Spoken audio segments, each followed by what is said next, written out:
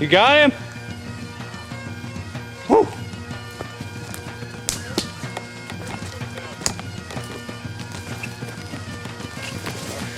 You remember we were at the top of that bridge? Yeah. And we heard him fall down Yeah. there. And then I was like, man, he's back here in this bog. And I told these guys who up back there at the creek, I said, he's in this. Wow. He's here. So I was walking along here and see this big pushover. Yeah. You can see where he struggled. Yeah. And I was like, So Dan and myself and my brother-in-law Devin, we were on top of the oil tanks last night, watching these two deer come in.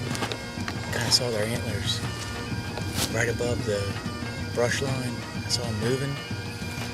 And Dan had mentioned to us that we can shoot both of them at the same time, so we wanted to do a simultaneous shot on both of these big bucks coming in.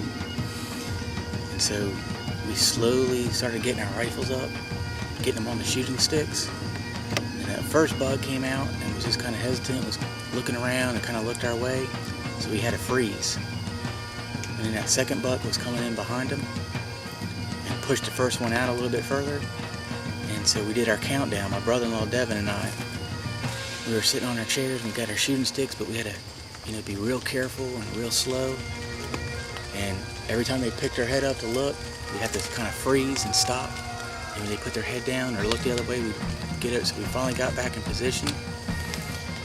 And then I did a countdown, like the 3, 2, and then then Devin said, stop, there's a bush in the way. So he had to kind of reposition his rifle. And so I started the countdown again, 3, 2, 1, and then on 2, this guy right here kind of decided to quarter himself a little bit, and so made the angle a little bit more difficult. But I said I'm going to shoot him anyway. So on the 1 and on 0, we both shot at exactly the same time, and both of them bucks ran off, and we found Devin's in about an hour. But this guy right here, he kept running, and we finally picked up a blood trail, and it started getting too dark and we couldn't see, and this rain this morning, so we knew it was going to be a difficult search for him. But this morning we ended up finding him after about an hour. Yeah, there's about 5 of us searching. We had myself, Dan, Devin, and a couple other guys, and we were just searching around. And last night I'm pretty sure we heard him down here in this bog kind of moving around a little bit. So after we checked the creek beds, we came down here and looked through this bog, and I saw this little area that had been pushed over, so I figured he'd be over here, and just found him just now, so we're very happy about that. Well, as Dan was kind of showing us around the property, and we just got to see all kinds of beautiful bucks, and all different sizes too, and a lot of velvet. And this velvet, that's one reason why I chose to do this velvet hunt, because this velvet is just beautiful. And it's something that's rare. You don't get to see very often, at least in the South, especially when hunting season doesn't really start going until most of these bucks drop their velvet or rub it off.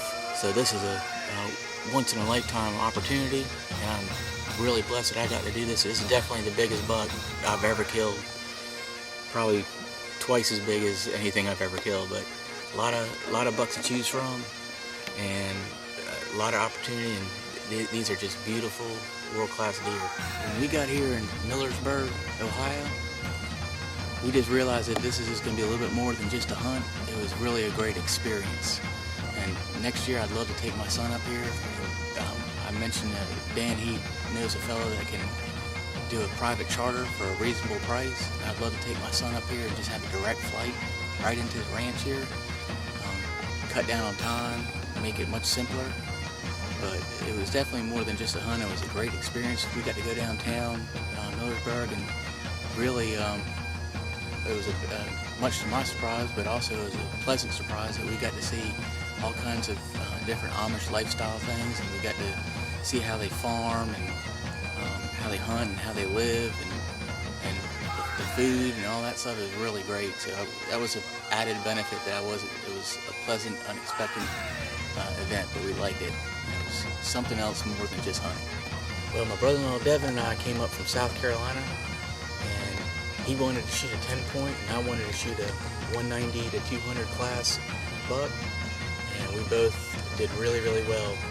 Devin, who was going to shoot a 10-point, ended up shooting a 27-point, and I came up to shoot a 190 to 200 class, and I ended up getting this this beautiful buck right here in full velvet, and Dan's estimated it's around 240. So we both had some pleasant surprises and added bonuses. And we're both really, really excited about it. All right, for 3 years, we've been talking our wives into letting us come on one guided hunt, and we researched it, and it looked like world-class Whitetails of Ohio was definitely the best place to come. Even though we brought the bad weather, thanks to their innovation, Dan came up with a plan at the last minute, and we were able to pull off 2 world-class bucks, and the accommodations were fabulous, and we couldn't be happier with it. And it makes that 12-hour ride home so special, because in the back of the trunk we got the deer meat and 2 huge bucks that we will never find in South Carolina. So thank you, Dan.